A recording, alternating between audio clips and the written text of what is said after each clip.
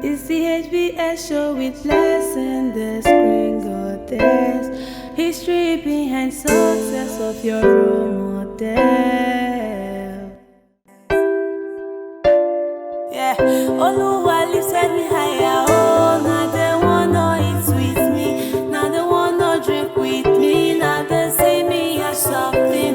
But I can't forget yesterday when they saw me as nothing. No one knows tomorrow, brother. No one knows tomorrow, sister. No one knows tomorrow, mama. No one knows tomorrow, Baba. Yeah. Wow, it is HBS show, History Behind Success, and my guest on the program, he is a good man, a man with a good heart, a man who has imparted so much in the life of people. He is a philanthropist. Who is this man? He is a father, a grandfather. Who is this man? Join me as I make welcome to the program the first member of Delta State Civil Service Commission, Chief Olumami Oyibo, to the program. It's the HBS show with lesson the screen goddess. History behind success of your role model. All right, Chief, you're looking very handsome. What's the secret? Well, just trying to take care of myself, relaxing all the time. I'm feeling very, very free. You do exercise? Yeah, definitely a lot of exercise, just good walk, Okay. and of course, I go also to a physiotherapist Okay. to take care of my bones at this age. You can see that's why you're looking glowing. Thank God for that. All right, tell us, how was your growing up like? Yes, I was actually brought up as a very rural young man, born in one small village, Kolara, I looked at the I had the privilege of staying with my parents, and everything at that time was about natural things. Surroundings was natural. All this type of artificial living that were not there at that time. What do you mean by natural? Yes, when I say natural things, that we were taking a food that were either planted at the backyard or in my mother's farm. All these things were not there. So we grew up to be strong naturally. And we also brought up in an environment where our parents, their instructions were carried out. Not that these days that child can just grow up and start doing whatever they like. Even to the extent that if our junior wants her to get married, they have to take counsel from their parents, unlike today, where they just come up and then before you know it, they have introduced somebody to you. We also saw a situation where even people staying around can even introduce you to somebody that is in Europe, not even in this country, because of your behavior and character and your upbringing. That type of things we grew up with has helped to shape in our life and our perception of things as we see them now. Okay, so tell us about your educational background. Yes, Comrade Chief Oyibo was born in Saple, had my primary school in Saple. That time, I called the school Association Primary School. And then we went to Academic Grammar School, now Kutebo Grammar School. So we had our secondary education. After that, we also had the privilege of teaching. While teaching, we ventured into public life, the public service, in the boatyard, before we came into local government. And while in local government, we started developing ourselves on the University of Ife. We graduated in local government administration and finance. And then that took us now to the job properly as a local government worker. And as an intermediate staff at that time, we grew up, growing up in local government, talking local government, reading local government. And that's why we got to the stage where we developed to become the head of personnel management in local government setup.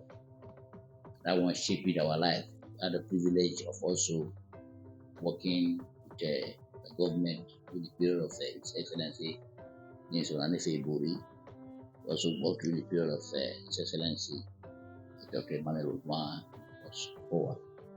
So over the years, we also went to some other public institutions within and outside this country. Went to South Africa, went to UK for training on the job too. So I can say that also apart from the local training we had in Nigeria here, we're equally exposed to some other clients in terms of administration. Okay. During your education, were you supported by your parents or you did it by your own hustling? Yes, at least the initial aspect of my education from primary to secondary school were done by my parents. But because I lost my father very early, and I also took an early job from that time, it was now self-development. And most of the school I went to after secondary school were training on the job, and that means that I was sponsored by the government, that time local government. Okay. So I part of my education from my family background, of course, from the public service where I was serving. Yeah, you were working and That's the point. so what are the challenges at that time? Well, I would say that the challenges were not much because at that time, government to some extent provided a lot of support and encouragement to people who are prepared to develop themselves. For instance, while we were in school, people were also around to help us. So I will not say that we have serious challenge like now in terms of finance. A situation where you are on study leave, you pay, and then you are also being able to earn your salary and some allowances. So I would say that financially we're quite comfortable, except that we're already of age to while working. Maybe at that time, some of us got married. Where the home problem we can talk about, but we were also able to take care of them. So at that time, the financial benefit of training and even the salary was something that you can really accommodate and take care of so many things. Unlike now, where they will have somebody earning fat salary yet cannot do anything because of the economic situation of the country. What I'm trying to say in a nutshell is that salary, even though it was small, was enough to do a lot of things. Because transportation was also very comfortable, housing was quite cheap, and medically also was there. And that was the time also where government encouraged workers by giving them loans, either for car or for some other things. So these things put us in a more comfortable position, unlike today, where public servants are not able to achieve much because of the hardship, no encouragement from government and all those things. I think our time quite Okay. So, sir, tell us your relationship with people. How do you manage your working and also doing menial job? How do you marry these two together? Yes, when you talk of relationship with people, it depends on the background, the upbringing. Aside from going to school and other things, as a worker, I was also interested in labor politics. So I played a lot of politics of labor. I was a unionist as far as local government was concerned, up to the level where I became the president of Norway. And of course, I'm also a Christian, a deacon, I'm a senior evangelist. So you marry all this together, you should know that my way of looking at things is quite different. I can tell you that being immodest, that I'm also a philanthropist. So I believe in sharing what I have. I believe in taking care of people around me. So as a union leader also, I also believe that people should not be oppressed in anything. Anything I do, I put the interest of others very serious and important.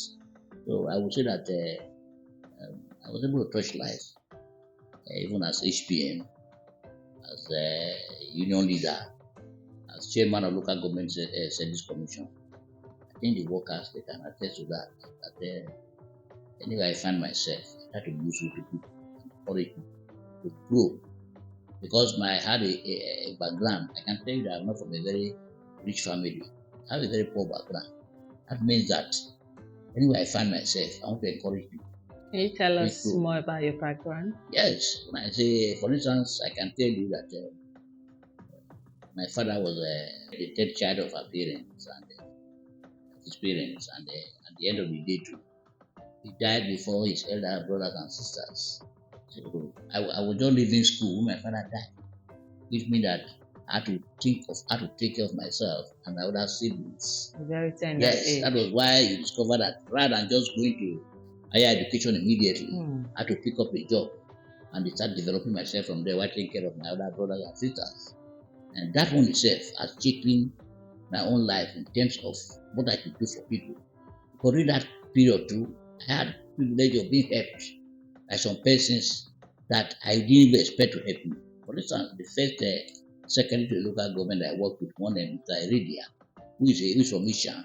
He did a lot for me when I lost my father early, encouraging me by also making sure I didn't have problems with my other students in terms of their education. That alone gave me the impetus to make sure that people around me, I need to help them. That has changed my life anywhere I find myself. Today, if you want to find who come you go is anywhere you go to, then this is a man that cares for people. Even in my office here, that's what I do. I encourage people to excel. Even when I discover that you are ready to help yourself, I try to encourage you. But I've come to discover that every civil servant, no matter what you earn, it cannot take you to anywhere. You must think of what to do. And you don't have to wait for you to become a millionaire or you invest. You invest from little, and from there you become a big man. So that's what it has been. Okay, sir, I know that you are a known philanthropist and you've also imparted in the life of so many people. What actually pushed you into being this nice to people?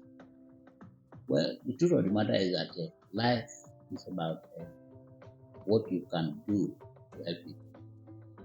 This life is just you pass through it once. And once you are gone, people will want to talk about you based on the legacies you leave behind. I say this because I've come to discover that life itself is just vanity. Everything is vanity. Whatever you acquire now, whether you want to acquire, buy so many cars, buy everything, that is why you see me. Each time you see me, I try to be very comfortable with myself in terms of my appearance, what I eat, and where I sleep. Very, very crucial. Buildings, cars, and other properties. They are things that will be wasted away. So as much as possible, it is what you are able to do to help others to grow that people will remember you for. And that is my philosophy in life. My philosophy is not to begin to accumulate wealth. That tomorrow, if one sleeps, don't even remember what I have anything again. So what I do is to encourage people, to help people. So many of them. Today, I have people on my scholarship. Today, I have people who are even living in my own buildings, whether they are able to pay their rent or not. I don't talk to them. There are a lot of people who take their tenants to court and all. I don't encourage that, you know, because I know that one day tenants become a landlord. So those are the type of things I want to do, to encourage others. Then also tell people if you not serve you any purpose, any good, if you acquire the whole world and people around you are suffering and hungry, All right, in case you're just joining us, it is HBS show, History Behind Success.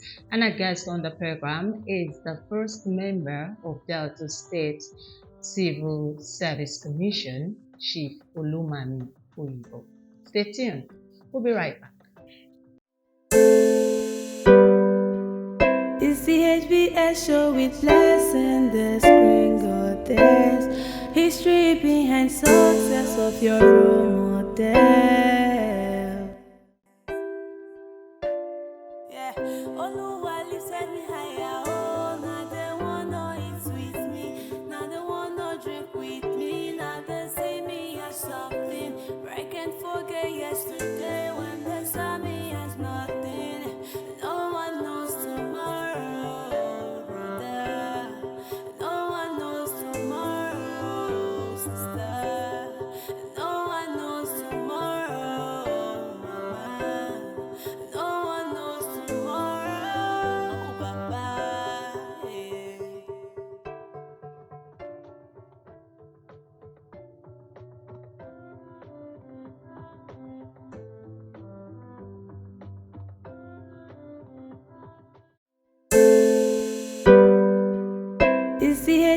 HBS show with blessing, the screen goddess.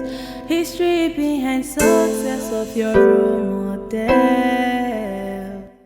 Good to know that you're still there. You're still on the program HBS Show with Blessing. And my guest on the program is Chief Olumami Oyibo, the first member of Delta State Civil Service Commission. Before that break, we're talking about being nice to people. And our guest on the program said, making people happy is part of his life. That because you don't know tomorrow, acquiring the wealth, the cars and house, and the people around you are suffering is nothing. We're still on the program, but don't forget to follow us on our YouTube page, HBS Show with Blessing, like and subscribe. So, sir, we're still talking about your being nice to people. You agree with me that there are lots of persons today who are really blessed, and the people around them are nothing to write home about. And when you ask them, they keep telling you that they suffered before, so they are scared of being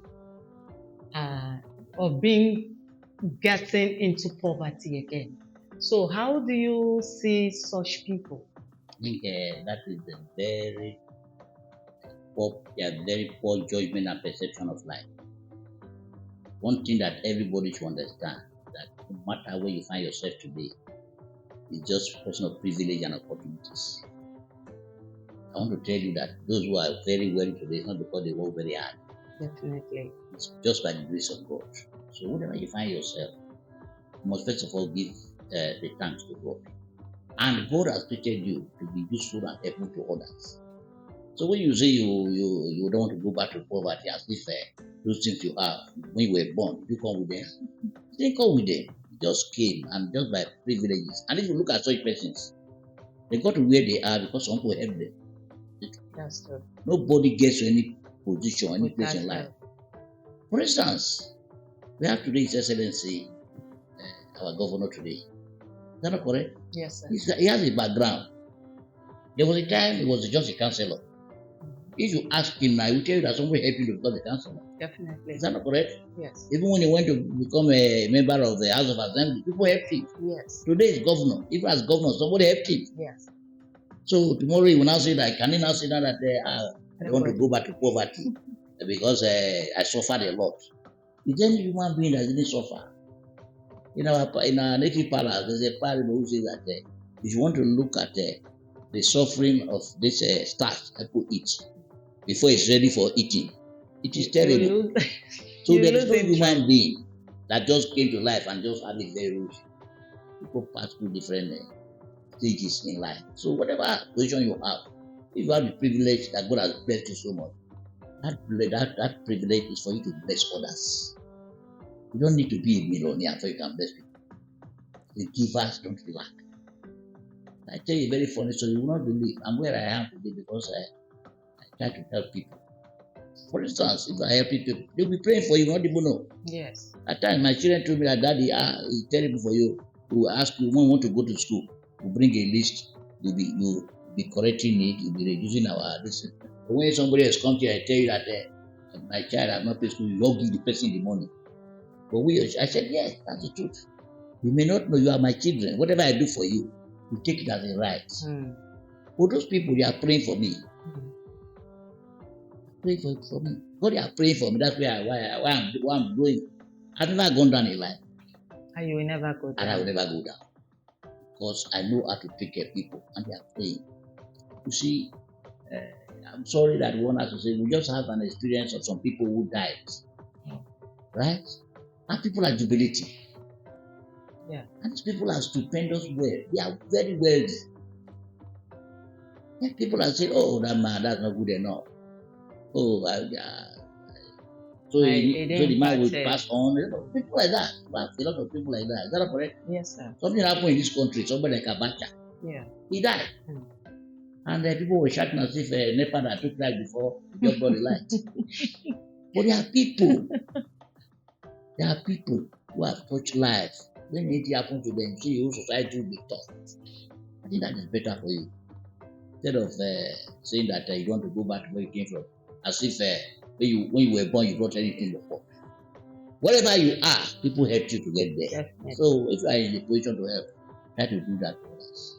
Okay, can you tell us a story how someone has helped you before? Oh, if I want to tell you the story, there are too many. Okay, just tell us one. There's very many. For instance, I just told you that when I lost my father as a very young officer, right? Yeah, you told us about And that. then I had an HPN or secretary of local government who was an chairman. I told him that where I find myself, I can't cook. So, okay, what do you want to do? If you can raise money for me, I would like to be a transporter. And that man, an chairman, and he gave me 5,000. And I bought. I was a civil servant, a local government worker. The man gave me 5,000. That 5,000, I bought me a Toyota like this bus, 9-seater, Toyota like this, 4,000, 5,000 at that time. And there was a CB, so I still had some money to do the registration on that thing. And another 6 months, that like this bought me on that car. Before you know it, I became a transporter as a local government worker. You get the point? In fact, if not that I decided to go back to school, and for the period I went to school, somebody else was running that business. Maybe by now I would have been a multi-billionaire in terms of being a transporter, a big transporter in this country. That is somebody that was commissioned. Not even related to you. Related to me. That one has taught me lesson. I told you recently how somebody encouraged me to be my first house. Somebody just said, "Comrade, you cannot continue like this. If you retire, you need a house. Take this 5,000, go to your town, and go and buy land." And that's how I bought my first land. Started developing. Now, I've passed through such help. I don't want to talk of the ones about being put in position of authority. Those who help me. Who helped me now? You think I just got here with my power? I became a chairman of the Local Government Service Commission. Somebody put me there. Is that not correct? I was not a politician. I was not a member of PDP. I was not a member of APC. I was just a retired civil servant. I only played labor politics. But when it came to the time of appointment of a brand new local government service commission, because of what I did in the service and the way I took care of people, somebody from nowhere recommended me to be made chairman of local government service commission. Whereas there were so many politicians that were struggling for it. I keyed into the system. I became a politician. But I started political appointment when I was not a politician yet. I don't know whether you understand me. Yes. These are people that help me. Yes. So people have helped me. If I want to tell you, there are so many of them. Even when I left the local government service commission, I was happy. I didn't talk to anybody. I didn't go and lobby. But His Excellency, Senator Dr. Sanyoku, sat down and penciled down my name and brought me here to the commission. I don't know whether you understand what I'm telling you. These are people that helped me. Then why would I be in this position today? And I will not know that the only thing I need to do, at least, reciprocate what other people have done for me, is to help others. That's my philosophy in life. Nobody gets to any position on his own. I can tell you a lot of them. I don't need to tell you about what I do for God in the church, where I handle things in the church. In my local church, other churches, people are on my scholarship. I don't talk about them. And those are what are actually speaking for you. All right, Chief, I want to take you back. Yes. You know, you're a very handsome man, and I believe during your university days, you do some crazy things there. So, if I'm an handsome man, I said, I know you are very handsome. Thank you very much. And during your youthful days, yes, you'll be more handsome. Thank you very much. I appreciate it. You understand? And I know that you did some crazy things during your university days. So tell us what happened at that time and how you were able to overcome some dangerous decisions because youthful exuberance is always there. So tell us, how did you overcome that? Yes, like I told you, we were brought up in a different setup, not like what is happening now. We are not talking about university, talk of courtesy. See, so many things, there's so many things happening now. Yes. In those days, it was not like that. Okay. Went to school, went there to study, we're conscious of where we're coming from, and we knew why we are in that place, we're in that place. So there was no room for nasty things. Get the point? You need just there to concentrate and come out with life that will be useful to yourself and to your family. That's what we were doing. And whatever your privilege you have any money, you see how you can manage to survive. It's not a quick case of just going there and then gallivanting, maybe just jumping around with small girls, then going to a club. That was not the time we were in school. So I will tell you that that time was quite different from what's happening now. And that is why when we see these young boys who rather, instead of reading, they are thinking of how they will acquire wealth under 20 years or 20 something years. Even 15 years. Oh, that's the point. Get out of court and so many things. Try to tell them that's not the way to go. Even womanize. For instance, as I sit down here, even at my age, if we are not careful and principled, girls and women, they try to prove themselves on us. That's not correct. Yes. I wish to tell them, the time will come, this thing you want to struggle for, need money. If you have acquired your education and you are you are properly placed in an office, these things will come. Or you want to womanize, if you are doing well in society, women will come after you. Yeah, so there's time for everything. We believe that there's time for everything. But these guys of nowadays, they don't know that there's time for everything. And I want to tell everybody, I want to advise them, these youths of nowadays, they should know that this life is a circle. It's a circle. If you are in a hurry to complete your circle in top time, you'll be on time. That's the truth. If you want to become a billionaire under 25 years, you can't live above 30 years now. Some of you are supposed to acquire at the age of 80 or 70 or 50. In 20 years, you have acquired it. What are you doing? What are you doing on it? So you know your time will be up. Mission accomplished. Mission accomplished, that's the point. You advise them, they should take it easy. Go slowly, and they will get to will achieve what God has placed for them. Life is not about going up and down. Commit your life every day to the hands of God. Ask Him that His will should be done in your life. I should control your destiny, not be in a hurry. Because you want to acquire this and that, get yourself involved in things that are not supposed to be. At the end of the day, you put your parents into problem. A lot of people have invested in their children, they think that they still are in school, they are not in school. Yes. At the end of 4 years, you are going to come with a certificate, no certificate. Before you know, the parents develop hypertension, they are shocked, they won't believe themselves. You get the point? So they spend all their earnings on him. They were believing that, by the time this child is through with school, at least I will have achieved something. Yes. At the end of the day, you want to go back and you want to destroy the life of your parents. They advise them, it's not good for them. Because tomorrow they will be parents too. Yeah. And they should also know that there's a law of karma. Whatever you do, sweep it. So my advice to the youth is to go slowly. You should know that there's time for everything. That whatever you want to do, it's in the hands of God. They should put God first, whatever they are. Because when you put God first, it's very difficult for you to make mistakes. And it says that once you are in the hollow of His hands, you excel by His grace. All right, just before we go, how did you meet your wife?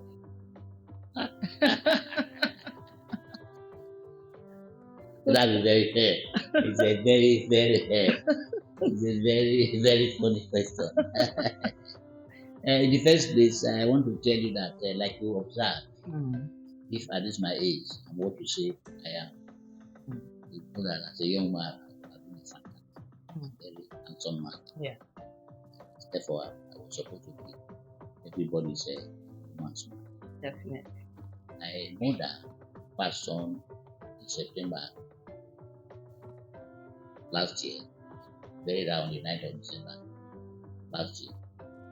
Discovered that something was not done about me, something would go wrong. As a young boy in the school, those days in academy, why should they grammar school? We had the St. Peter's, doing inter sport, girls will be writing us later, writing me later, I want to be of this, I want to be that. Your So, pet daughter. yeah, so at the end of the day, my mother saw that if I leave this my son, who is doing, these women will spoil him. So my wife, my mother actually made it possible for me to get married on time. Okay. You understand? I was not even having anything doing. I was not. I had a casual friend before you knew it. We were not wise enough now. We didn't know what was called contraceptive or anything. Before I knew it, she was pregnant. I even said I'm not doing that child. Because I could not even say that I even know a girl talking of being pregnant for me. You understand? But my mother took responsibility and told me that this girl is your wife. When I was trying to dodge that situation, she kept here with herself. That's why I met my wife. That's why today, my wife, at my age, 7 children, all of that. If you see my girls, you don't know that they are my children. So I took children and children. Wow. Yes. So if not for school, I would have gotten children by now. You know that they all went to school. Get the point? Yes, sir. So I would say that I met my wife, the child of destiny. That guided me. Otherwise, by now, maybe I would not be. But that woman has been fantastic. Since I knew her, I've never gone down. Wow. She's a blessing. He's an angel. Everything God has given to me today, so that not only by way of money, like prayers. Somebody was praying all the time. Because of where we are today. By the way, sir, we may do one or two things. That does not mean that in not do that. There's no word of crime in the past. There's a month. It's wonderful day. Very casually, just as a casual friend. But I didn't know that was Your destiny wife. Thank God for our life. Thank God for what we have today. All right. As a first member of this commission, what are your duties?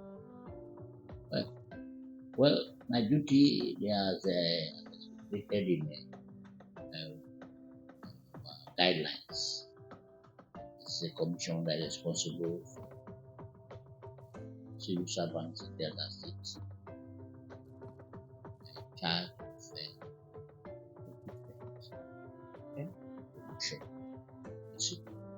and training civil servants in Delta State. And the first commissioner here, I'm also in charge of monitoring and petitions as a way of being specific data of duties apart from these general guidelines. In the system, some persons can feel that their promotion will be delayed or something's happening to them. That status and it's my duty. It's the commissioner in charge of monitoring petitions.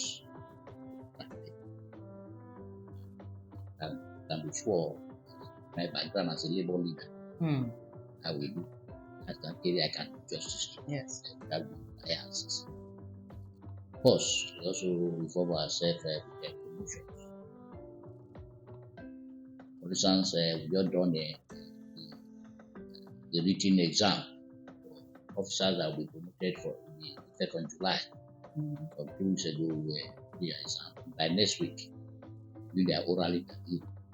Because government have said that there's no room for payment of arrears. Yes. So I'm making sure that promotions are done twice in the year. January trench and then December. I've done one of January, July now. In one of July now, I've done the exam. So that's what our job looks like. That's what we do every day. And you also know that we are full-time members. They are here all the time. Civil servants are here. Take care of them. We are unlike other boards who are part-time. That's why you come here every time you see us. That's what my job entails. We are doing our best for the service. You can see during the swearing of the chairman recently, Yes. the issue of ghost workers came up seriously. Some of our workers, they want to go abroad, give them study leave, they will come back again. So those things are the things we look into. Then you can it's coming, of course. With the appointment of the brand new chairman, executive chairman of this commission, I'm talking of Lady Chief Rosemary Olumami. I think that's a wonderful woman. You know, she passed through the mill too, in terms of her background as a teacher, retired principal too. And she has been in politics, she has been in the field for quite a long time. She's quite experienced and articulate enough. So we are believing that this commission, that end of affair, if they are necessary support and cooperation, to appoint His Excellency. Thank you so much, sir. Thank you so much for your time on this program. Just before we go, just one word for our viewers out there. Well, I want to first of all appreciate you for giving me the privilege of speaking to the public there, particularly the youths, giving audience. Let everybody know that whatever situation you find yourself, first of all appreciate that God has put you there. And God did not put you there to serve yourself alone. God has put you there to help other people. And if you are in a position to help people, do that. So that by the time you are out of that place, some other persons will come there and they begin to appreciate your work. Leave a legacy where people will say that yes, this man was there, and while he was there, he was such a good man. So I want to encourage people to know how to be their brother keepers. You know, also remember that people helped you climb up to get where you are. Therefore, where you are now, help other people. Don't be a sick type person. Don't be somebody who is a sadist, who is happy when people are suffering. That will be somebody that will give people support, that will make people to smile. Thank you very much, sir. All right, we've come to the end of the program, HBS Show. I got that. Don't be a sadist. Whatever position you find yourself, appreciate God and know that God puts you there to help other people because somebody helped you to achieve such position in life. Don't forget to like our YouTube page, HBS Show with Blessing, like and subscribe. And also, our guest has been the first member of Delta State Civil Service Commission, Chief Olumami Oyibo. And I am Blessing of Comm. Do it again. It's the HBS show with Blessing, the screen goddess. History behind success of your role model.